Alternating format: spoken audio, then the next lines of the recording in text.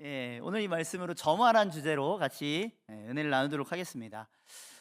제가 가정을 꾸리게 되면서 이제 식구가 많아지게 되니까 차가 자연스럽게 필요해졌습니다. 그래서 중고차를 알아봐서 구입해서 이제 운전을 하기 시작했는데 연료가 왠지 좀 너무 빨리 닳는 것 같습니다. 또 가속이 잘 안 됐었습니다.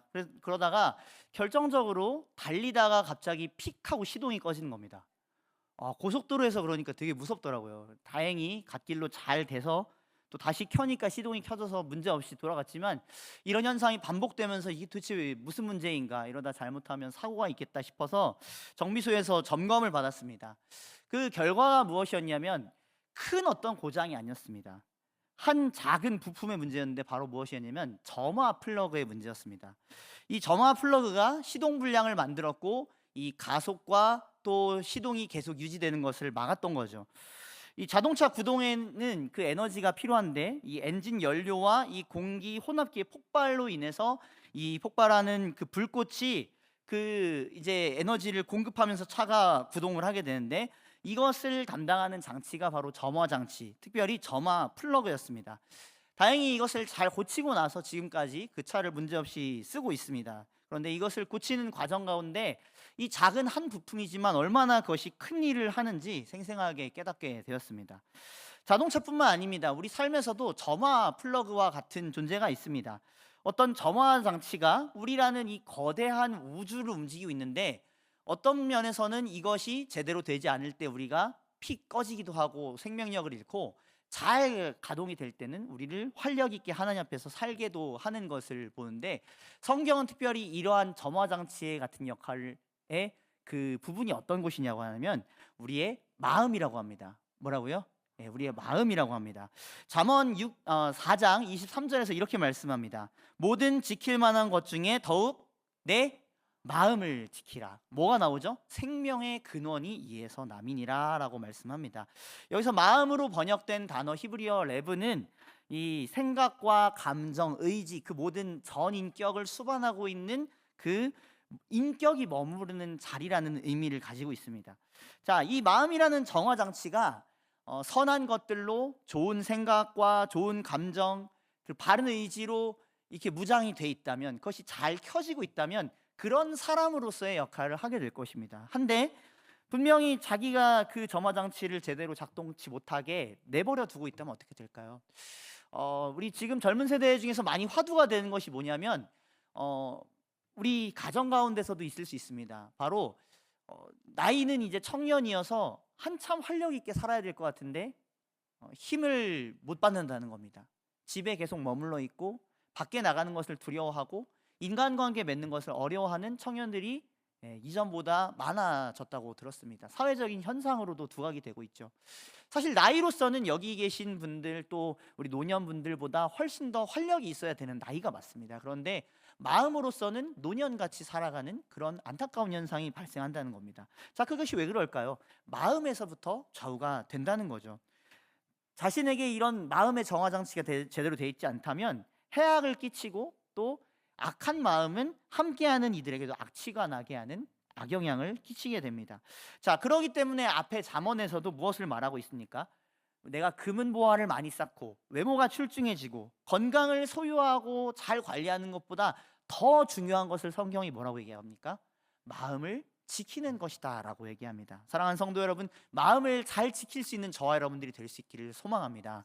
이 마음이 바로 생명과 죽음을 결정하는 문과 잣대가 되기 때문입니다. 여기서 생명의 근원이라고 번역된 단어에 이 근원이라는 말을 번역할 때 문이라는 의미가 있습니다. 그러니까 이 문을 통해 생명과 죽음이 결정되고 잣대로 가려진다는 의미가 있습니다. 그래서 그 우리 마음을 잘 지켜야 한다는 겁니다. 자, 하나님께서 이러한 우리의 존재를 너무나도 잘 아시죠. 그렇기 때문에 성경을 보면 우리의 행동에 대해서도 명령하는 구절들이 많이 있지만, 특별히 우리의 마음에 대해서 하나님께서 명령하시는 말씀들을 많이 보게 됩니다.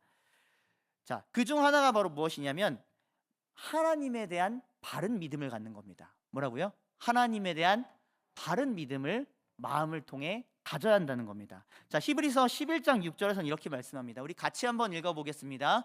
믿음이 없이는 하나님을 기쁘시게 하지 못하나니 하나님께 나아가는 자는 반드시 그가 계신 것과 또한 그가 자기를 찾는 자들에게 상 주시는 이심을 믿어야 어떻게 해야 된다고요? 할지니라. 믿어야 할지니라. 자, 믿음이 없으면 애초에 하나님을 기뻐하게 하지도 못하고, 더 중요한 것은 하나님과 가까이 하면서 그분과 교제하기 위해서는 어떻게 해야 됩니까? 먼저는 하나님이 계신 걸 믿어야 되죠. 그리고 그분이 자기를 찾는 자들에게 뭘 주신다고요? 상급. 여기에는 구원, 복, 은혜, 모든 것을 넣어도 괜찮습니다. 자, 그러니까 중요한 것은 무엇이냐면 우리가 이 하나님에 대한 바른 믿음을 가져야 된다는 거죠. 사랑하는 성도 여러분, 이 하나님에 대한 바른 믿음을 혹시 떨어뜨렸다면 다시 점화하여 회복할 수 있는 은혜가 있기를 축원드립니다. 하나님이 계신 것을 반드시 확신하시기 바랍니다. 그리고 그분을 찾는 자들에게 상 주시는 이심을 믿으시기 바랍니다. 그런 믿음으로 우리가 마음을 채우고 있다면 우리는 주님 안에서 낙관적이고 긍정적이고 주님 안에서 담대할 수 있게 되는 것이죠. 자, 또한 예수님께서도 이렇게 자신에 대해서 말씀하십니다. 요한복음 14장 1절인데 제가 읽어드리겠습니다. 너희는 마음에 근심하지 말라. 하나님을 믿으니 또 나를 믿으라. 그래서 다른 말씀에서는 영생이 무엇이냐 얘기하냐면 유일하신 참 하나님을 아는 것과 또 더불어 그가 보내신 자 예수 그리스도를 아는 것이 영생이라고 합니다. 여러분, 이러한 영생을 누리기 위해 하나님을 알고 계신 것을 믿고 그분이 찾아간 이들에게 복과 구원을 주심을 믿고 그것을 위해 이 땅 가운데 구원을 성취하신 예수 그리스도를 믿으시기 바랍니다. 마음에 우리가 그러한 하나님의 말씀, 이 성경의 지식, 복음으로 가득 채운다면 우리는 은혜를 누리게 됩니다. 구원과 복을 경험하게 됩니다. 마음이 힘을 얻어서 참된 생명력을 가지고 살아가게 된다는 거죠. 저 여러분들이 그런 영생의 힘으로 살아갈 수 있기를 소망합니다. 자, 또 마음에 채워야 될 것 한 가지는 무엇이냐면 바로 이 마음에 대해서 염려와 근심을 비우는 것입니다. 하나님에 대한 믿음은 채워야 되지만 우리가 가지고 있는 생각인 염려와 근심은 버릴 수 있어야 합니다. 여호수아 1장 9절에서는 이렇게 말씀합니다. 제가 읽어드리겠습니다. 내가 내게 명령한 것이 아니냐? 강하고 담대하라. 두려워하지 말며 놀라지 말라. 내가 어디로 가든지 내 하나님 여호와가 너와 함께 하시느니라. 아멘. 자, 여기서 하나님께서 명령하시는 단어, 동사 네 가지가 나옵니다. 바로 무엇이냐면 강하라, 담대하라, 두려워하지 말고 놀라지 말라. 이것은 다 동사로 되어 있습니다. 자, 이 명령들이 다 행동을 말하고 있을까요? 물론 어느 정도 맞습니다. 그런데 더 중요한 것은 마음을 그렇게 먹으라는 겁니다. 마음에 대해서 하나님께서 명령을 중복하여 강조하십니다. 그러니까 이 네 가지를 묶으면 두려워하지 말고 용기 내서 굳건하게 내 마음을 지키고 있으라는 말입니다. 어떤 곳으로요? 하나님의 말씀 안에서 그 믿음을 지키라는 겁니다. 그럴 때 너는 승리할 수 있다는 거죠. 자, 이 말씀이 오늘 이 말씀을 대표적으로 본문으로 삼긴 했지만 또 신명기와 여호수아에서 계속 반복해서 나옵니다. 말의 표현은 조금 더 달라지지만 강하고 담대하라, 내가 너와 함께하느니라. 두려워하지 말라, 내가 너와 함께하느니라. 표현들은 조금 상충하지만은 중요한 건 계속해서 이 신명기 여호수아에서 이 하나님께서 마음에 대해서 명령하신다는 거죠. 자, 그러면 이 주 대상이 누구였을까요? 이 신명기와 여호수아 사이를 이어 이스라엘의 리더로서 전쟁을 치러야 될 특별히 여호수아에게 하신 말씀이 많습니다. 왜요? 그들은 이 전쟁을 앞두고 있었습니다. 또 앞길이 어떻게 될지 보이지 않는 두려움 가운데 있었습니다. 여호수아의 입장이 되었다고 우리가 생각해 봅시다. 우리가 어떤 한 기업을 이끌 때도 10명, 100명이 되는 이 직원들을 거느린다고 생각하면 지금 세계적으로 악재들이 많죠. 관세가 올라가고 여러 가지 악조건들이 있는데 그런 상황들이 다가올 때 어떻게 되죠? 이게 어떻게 될까? 두려운 마음들이 있지 않습니까? 내가 잘못되면 혹시 우리 가족들, 우리 직원들에게 피해가 가진 않을까? 그렇게 두려워하는 마음이 있을 텐데 심지어 여호수아는 이스라엘 전체 백성이었습니다. 얼마나 그가 두려운 마음이 많았겠습니까? 그런데 하나님께서 무기를 갖추라고 명령하지도 않습니다. 내가 어떤 실력을 더 갖추고 좋은 지도력으로 사람들을 잘 조직해라, 군대를 만들어라고 하나님께서 얘기하시는 것이 아닙니다. 오히려 그가 강하고 담대하고 두려워하지 말고 놀라지 말 것을 먼저 말씀하신다는 겁니다. 즉 마음의 전쟁에서 이 리더인 여호수아가 이기면 모든 백성이 이길 수 있다는 겁니다. 즉 마음의 전투에서 하나님을 믿음으로 승리해야 된다는 거죠. 저와 여러분들도 그럴 수 있기를 바랍니다. 우리에게는 계속해서 마음의 전투가 있습니다. 그러나 우리가 그 가운데 승리할 수 있다는 것을 확신하시기 바랍니다. 여호수아에게 하신 말씀은 우리에게도 하신 말씀입니다. 자, 그러한 우리가 두 가지를 마음에 채워야 된다는 거죠. 자, 하나는 뭐였죠? 네, 벌써 다 까먹으셨. 네, 자, 하나님을 믿음으로, 자, 그러니까 쉽게 말하면 믿음입니다. 믿음으로 우리의 마음을 채우시길 바랍니다. 또한 염려와 근심을 비우시기를 바랍니다. 그러므로 오히려 믿음 안에서 굳건히 서면 우리는 점화 플러그를 제대로 불붙일 수 있습니다. 믿음의 점화 플러그가 붙는 거죠. 그러면 이제 시동불량이 되지 않습니다. 다시 우리가 이것을 점화한다면 다시 우리의 믿음의 노선은 정상궤도로 갈 수가 있습니다. 하나님의 말씀의 연료가 이제 그때부터 쑥쑥 들어오면서 불이 붙기 시작합니다. 자, 저와 여러분들이 오늘 이 말씀을 생각하면서 그러한 은혜를 경험하시길 주님의 이름으로 축원드립니다. 다시 우리라는 이 믿음의 생활의 이 주체가 점화를 받아 생기 있게 달려간 귀한 은혜가 있기를 소망합니다. 자, 이러한 원리는 구약의 믿음의 조상들에게도 마찬가지였습니다. 그래서 오늘 특별히 본문에서는 천사가 이 선지자 스가랴에게 말씀을 전하고 있죠. 그래서 스가랴에게 계속 용기를 주고 있습니다. 그런데 자, 오늘 그 대상이 중복이 됩니다. 말씀은 지금 천사가 스가랴에게서 주신 말씀이 오늘 본문 앞전까지 이어지다가 갑자기 6절에서는 뭐라고 말씀하냐면 스룹바벨에 대한 말씀이라고 이야기를 하고 있습니다. 자, 이 스룹바벨은 누구일까요? 당시 바벨론에 이스라엘이 포로가 됐다가 다시 고국 이스라엘로 돌아왔습니다. 이때 그 페르시아에 의해서 임명된 총독이 이 스룹바벨이라는 사람이었습니다.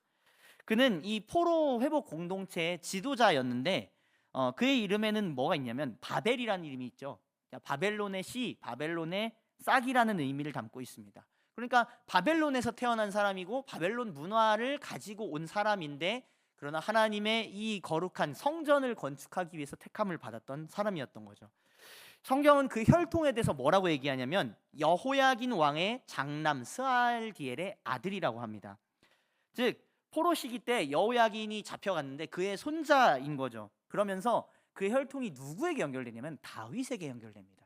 다른 말로 이 사람은 다윗 왕가의 족보에 있는 사람이었습니다. 그런 사람이었지만 그에게 지금 왕적인 권위가 있다거나 아니면 다윗처럼 솔로몬처럼 많은 재원과 능력을 가지고 있지는 않았습니다. 실제로 이 하나님의 은혜로 이스라엘 백성들이, 이 유다 백성들이 바벨론에서 약속의 땅인 예루살렘으로 돌아오긴 했지만 그들은 여전히 미약했습니다. 이전에 성전을 건축할 때 시대에 대비하자면 이때 백성들이 그렇게 많았던 수가 아니었습니다. 에스라에서 보면은 실제로 이 스룹바벨과 함께 돌아온 회중의 합계가 42,360명이었다고 합니다. 자, 이들 중에서 또 성전을 건축할 수 있는 사람은 좀 더 줄어들었을 수도 있습니다. 그런데 자, 그 이전에 성전을 지었던 솔로몬은 어땠냐면 18만이라는 일꾼을 불러서 성전을 건축했습니다. 자, 4만과 18만 얼마나 차이가 있습니까? 그렇죠? 자, 그러니까 스룹바벨이 지금 보기에는 자기가 아무리 지도력과 능력이 좋다 한들 솔로몬 왕을 능가해서 다시 성전을 지을 수 있을까 할 때 미약함이 느껴진 것이죠. 상대적으로 적은 인력으로 이것을 할 수 있을까? 그는 걱정했을 것입니다. 또한 이 스가랴와 동시대의 선지자였던 학개 선지자의 말을 보면 그 당시 예루살렘과 유다에는 심각한 가뭄과 또 기근이 창궐했다고 합니다. 그러니까 백성들도 사실 좋은 여건에 있지 않았던 거죠. 그러니까 예를 들어서 우리가 교회의 어떠한 일들을 감당하기 위해서 우리가 또 물질을 모으고 재원을 모으고 하는 가운데서 지금 경기가 너무 나쁘고 흉작의 상황인 겁니다. 자, 그것과도 비슷하게 생각하실 수 있습니다. 자, 그러니까 백성들이 어떻게 생각했을까요? 지금 이런 상황에서 우리는 우리 집을 세우기도 바쁜데 성전 건축은 어렵다라고 이 스룹바벨의 힘을 더욱더 빼고 있었습니다. 그러니 스룹바벨은 자신의 마음도 벌써 불안하고 내가 할 수 있을까? 그리고 상황도 백성들도 못할 것 같다 이렇게 얘기하니까 이런 것들이 지금 큰 걸림돌이었습니다.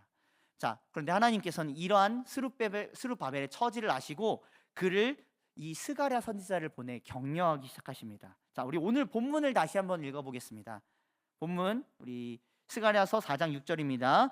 그가 내게 대답하여 이르되 여호와께서 스룹바벨에게 하신 말씀이 이러하니라. 만군의 여호와께서 여호와께서 말씀하시되 말씀하시되 이는 힘으로도 되지 아니하며 능력으로도 되지 아니하고 오직 나의 영으로 되느니라. 아멘. 아멘. 자, 하나님께서는 이 스룹바벨에게 뭘로 강하게 하시겠다고 하시냐면 성령으로 강하게 하시겠다고 약속하십니다. 이것은 스가랴만 말씀한 게 아닙니다. 동시대의 이 선지자였던 학개도 백성들 그리고 이 스룹바벨 선지자에게 이런 동일한 말씀을 전하면서 하나님의 영이 너희와 함께하고 있다라고 격려하고 있습니다. 자, 그 하나님의 영은 어떤 영입니까? 창조하실 때 함께 계셨던 영이십니다.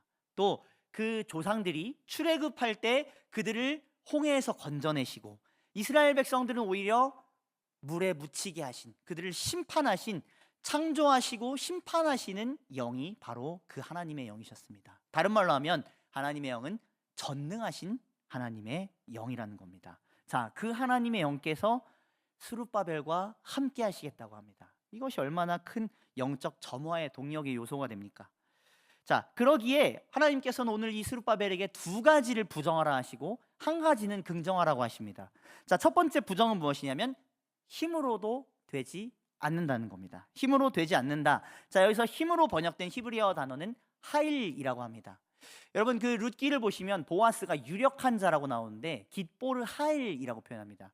그러니까 힘이 있는 자라는 뜻입니다. 유력한 자라고 할 때 그 하일이 그런 하일입니다. 그래서 이 하일이라는 뜻은 군사력 혹은 부강함과 관련이 있는 단어입니다. 자, 여러분, 성전을 건축한다 라고 할 때 지금 우리가 어떤 교회나 작은 건물을 지을 때도 마찬가지입니다. 인력이 많이 필요하겠죠. 또 돈도 많이 들 것입니다. 그래서 우리가 코로나 이후에 이런 건축 비용이 상당히 많이 올라갔다라고 듣지 않습니까? 마찬가지로 그러기에 이렇게 막강한 부강한 이 재정도 가지고 있어야 되고 또 인부들도 많이 필요했을 것입니다. 성전 건축은 그렇게 사실 힘이 필요한 작업이었지만 하나님께서는 그것에 눈을 계속 보고 있지 말라고 하시는 겁니다. 눈을 계속 주목하면서 그곳에만 신경을 쓰지 말라고 하시는 겁니다. 저와 여러분들에게도 마찬가지입니다. 하나님의 영은 힘으로 되지 않고 그의 영으로 오히려 그 힘을 넘어서는 힘이 있는 줄로 믿습니다. 자, 두 번째입니다. 능력으로 되지 않는 겁니다. 비슷한 단어로 보일 수 있지만 여기서 이 능력으로 일컬어진 원어 단어는 코아흐라고 합니다. 이것은 하일보다 좀 더 포괄적인 표현인데 사람의 신체적인 힘을 나타내기도 하고 땅의 생명체의 생산력을 나타내기도 한다는 겁니다. 그러니까 이것은 이제 개인이 낼 수 있는 힘 그리고 공동체가 낼 수 있는 동력 같은 것을 의미하죠. 자, 이 지금 유다 백성들은 개인의 힘도 부족했습니다. 공동체도 부족했습니다. 왜 그럴까요? 당장 돌아왔는데 삶의 터전도 없는데 성전을 짓자니 이게 말이 되는 것인가 하면서 나는 내 밭을 일구러 가겠습니다 하는 그런 뿔뿔이 흩어지는 모습들도 지금 이 가운데는 있었습니다. 그런데 그런 코아흐가 모이지 않는다고 스룹바벨이 걱정할 필요가 있다는 겁니까? 없다라고 하시는 겁니다. 하나님은 그것조차도 너에게 문제가 되지 않으니 그것을 바라보지 말라라고 말씀하십니다. 자, 오히려 이런 문제들로 고민하고 있는 스룹바벨에게 하나님께서 한 가지 처방을 주시는데 그것이 무엇입니까? 오직 나의 영으로 되느니라.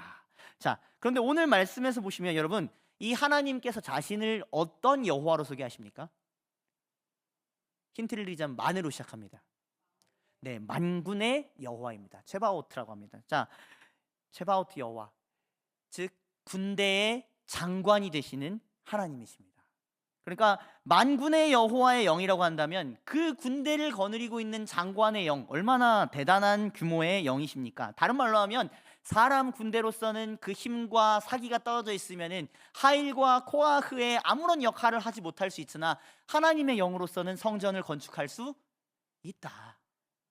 아무리 그것들이 부족할지라도 만군의 여호와이신 하나님께서 군대를 동원하시고 경제력을 동원하시고 힘과 생산력을 동원하시면 그 하나님의 영으로서는 된다. 그러므로 두 가지는 부정하고 지금 있는 상황 가운데 힘과 능력이 없는 것은 부정하고 하나님의 영을 구하라 라고 하시는 겁니다. 자, 또한 이것과 관련해서 오늘 본문 앞전에 1절에서 5절은 순금 등잔대를 하나님께서 스가랴에게 보여주시면서 천사를 통해 묻게 하시는데요. 자, 이 순금 등잔대가 나오고 오늘 본문이 나오면서 힘으로도 되지 않고 영으로 되느니라가 나옵니다. 성경학자들은 이 연관 관계에 대해서 순금 등잔대가 하나님의 성령을 의미한다라고 이야기합니다. 자, 그렇다면 왜 순금 등잔대가 성령과 연결이 될까요? 이에 대해서는 7 등잔이 우리 성소 가운데 있지 않습니까? 자, 그 가운데 이 모양이 어떻게 생겼습니까? 자, 7개가 이렇게 줄기가 있으면 자, 이런 모양으로 생겼는데 자, 어떤 모양이 떠올라지십니까? 자, 1번 나무, 2번 나무, 3번 나무, 4번 나무. 예. 나무죠. 여러분들 너무 잘 맞추시네요. 그렇죠? 나무가 떠오릅니다. 그렇죠? 한 그 줄기 안에 가지가 이렇게 풍성하게 뻗어 있는 모습이 이 7 등잔대 안에 있는 겁니다. 자, 여러분, 이것이 성령을 형상한다는 거죠. 자, 어떤 본문과 연결이 되냐면 여러분, 장인의 양떼를 치고 있던 미디안 광야에 있던 모세가 그 시내산에서 하나님의 사자를 만날 때 처음에 어떤 나무 한 그루를 발견합니다. 무슨 나무죠? 떨기나무입니다. 그 떨기나무가 단순히 그냥 있는 것이 아니라 뭐가 붙어 있습니까? 불이 붙어 있습니다. 꺼지지 않는 불, 바로 성령의 불인 거죠. 여호와의 사자가 그 가운데서 모세를 만났다고 말씀합니다. 출애굽기 3장 2절입니다. 제가 말씀드리겠습니다. 여호와의 사자가 떨기나무 가운데로부터 나오는 불꽃 안에서 그에게 나타나시니라. 그러니까 성령님께서 어떤 곳을 통해 나타나신 거죠? 떨기나무를 통해 그에게 나타나신 겁니다. 그것에 대한 상징이 성소에 이어지고 이 이스라엘 백성들이 제사 때마다 보는 것이 바로 무엇입니까? 등잔대였던 거죠. 그러니까 순금 등잔대를 다시 보여주시겠다는 것은 여전히 하나님께서 너희와 함께 하신다. 너희 백성들과 함께 하신다. 또 스룹바벨 너와 함께 할 것이다. 이것이 순금 등잔대와 오늘 본문에서 6절에 영으로 연결이 된다는 겁니다. 자, 신약에서도 마찬가지입니다. 신약의 순금 등잔대가 성령을 나타내는 것을 요한계시록 4장 5절에서도 말씀합니다. 우리 이 말씀은 한번 같이 읽어보겠습니다. 시작. 보좌로부터 번개와 음성과 우레소리가 나고 보좌 옆에 켠 등불 7이 있으니 이는 하나님의 7영이라. 이해되셨죠? 그러니까 신구약에서 지금 이 형상하고 있는 것은 바로 성령님께서 너희에게 말씀하시고 함께 하시고 너희에게 영원히 꺼지지 않는 생명의 나무로서 너희와 함께 계실 것이다. 자, 그래서 하나님께서는 이 스가랴에게 먼저 순금 등잔대를 보여주시고 너희 백성들 그리고 선지자 너 스가랴가 성령과 함께 거한다. 그리고 이제 두려워하고 있는 스룹바벨에게 성령 충만한 이 성령을 경험하고 있는 스가랴가 또 가서 스룹바벨에게 하나님의 말씀이 힘으로 능으로 되지 않아 하지만 순금 등잔대로 형상화된 성령 하나님께서 나와 함께 계시고 우리 백성과 함께 계신다고 말씀하셨고 당신과도 함께 계신다고 말씀하셨습니다. 그래서 오늘 본문 이후에 보진 않았지만 7절에서부터 앞으로 계속되는 본문의 스가랴에서 내용에는 스룹바벨과 그리고 대제사장 여호수아, 제가 오늘 언급하지는 않았지만 그 리더들을 통해서 하나님께서 성전을 건축하실 것에 대한 예언의 말씀으로 가득 차 있습니다. 그러니까 그들은 지금 현재 상황이 너무나도 좋지 않았지만 두려워하고 있었지만 그러나 누구로서는 하실 수 있다?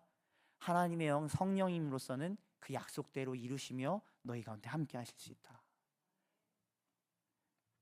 자, 학개서에서도 마찬가지입니다. 학개 2장 5절 보시면 너희가 애굽에서 나올 때에 내가 너희와 언약한 말이 나의 영이 계속하여 말과 나의 영이 계속하여 너희 가운데 머물러 있나니 너희는 두려워하지 말지어다.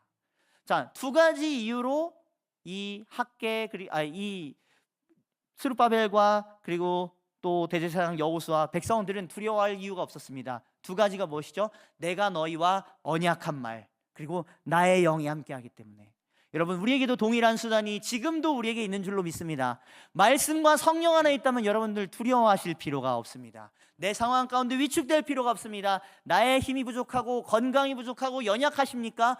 성령님께서는 그런 우리도 함께 하시며 그분의 일을 행하실 수 있습니다. 교회를 통해 역사하실 수 있습니다. 우리 가정 가운데 직장 가운데 나의 힘을 뛰어넘은 능력으로 하나님의 역사를 나를 통하여 이루실 수 있는 줄로 믿습니다. 이러한 근거가 바로 오늘 이 말씀에 나와 있는 겁니다. 하나님의 말씀의 언약과 하나님의 영이신 성령님이 함께 있으므로 성전 건축을 두려워하지 말라. 계속 재개해라. 하나님께서는 이렇게 말씀하시는 겁니다.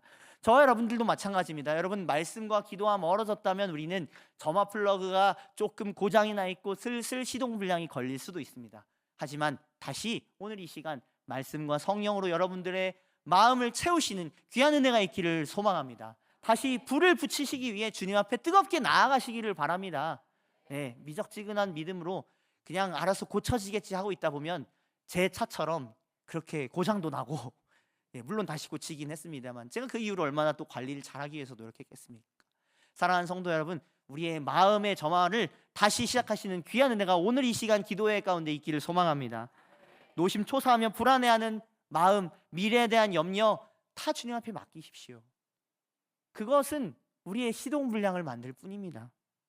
오히려 강하고 담대하며 두려워하지 말고 놀라지 말고 말씀과 성령으로 함께 하시는 하나님의 놀라운 역사를 붙잡으시기 바랍니다. 하나님은 여러분들 향해 선한 뜻을 가지고 계십니다. 그것을 약속을 따라 이루기를 원하십니다. 그 증거로 우리에게 성령을 늘 함께하게 하시지 않습니까? 그러므로 멸망과 실패에 걱정하고 있는 그 염려하는 에너지를 치환하여 점화의 동력으로 사용하실 수 있는 저와 여러분들 될 수 있기를 바랍니다. 그러므로 오늘 이 시간 기도의 점화를 하실 수 있는 저와 여러분들 될 수 있기를 소망합니다. 말씀과 성령, 이것을 어떤 것을 통해서 우리가 취할 수 있겠습니까? 바로 기도를 통해 취할 수가 있습니다.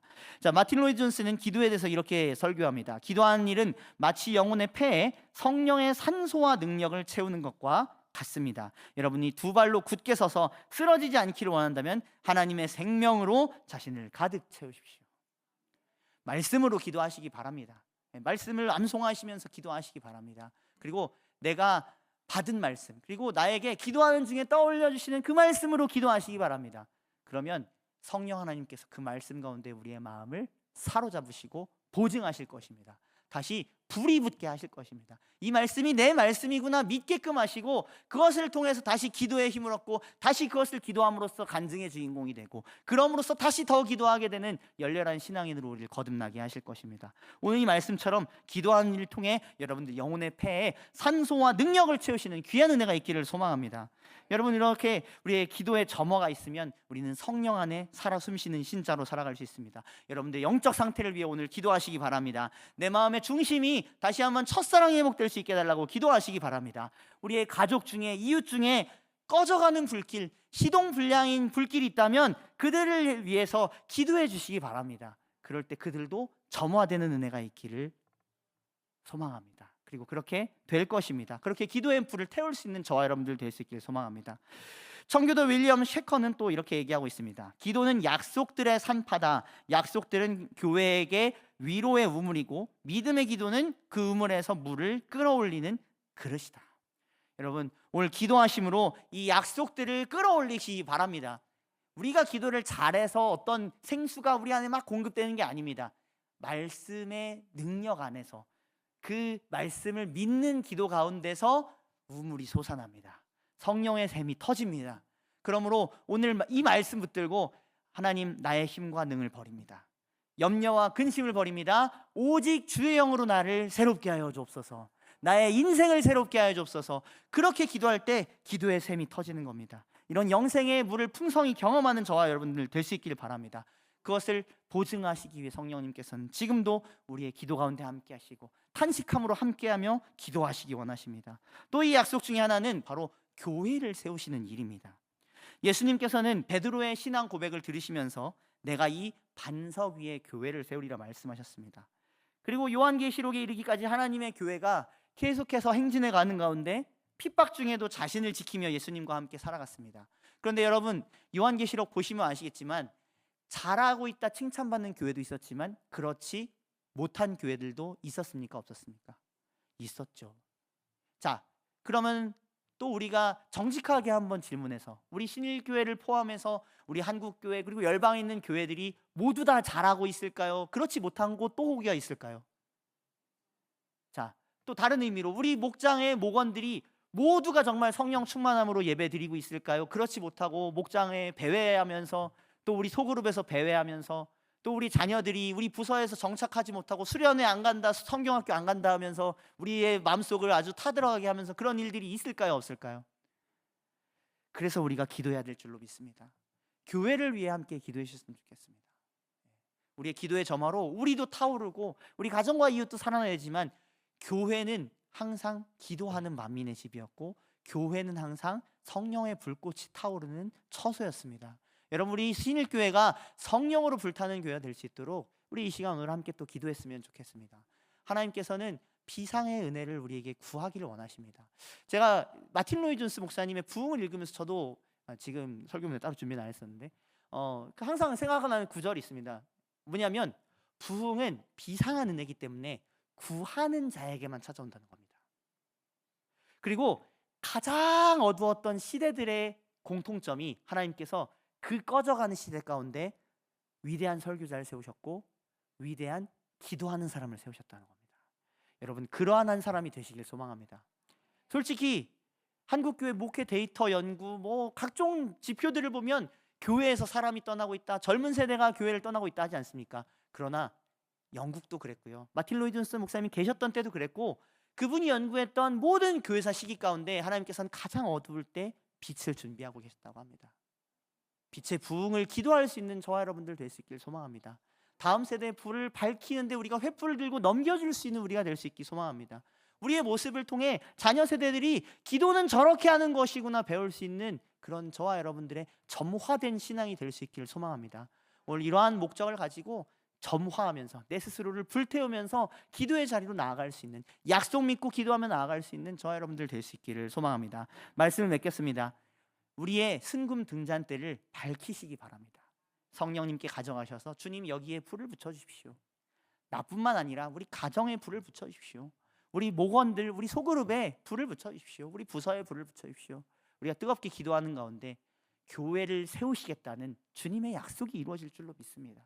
그 약속을 믿고 기도하면서 성령 안에 우리가 점화된 신앙을 가지고 나아간다면 우리는 우리의 자신 그리고 우리의 주변이 살아나는 것을 보게 될 것입니다.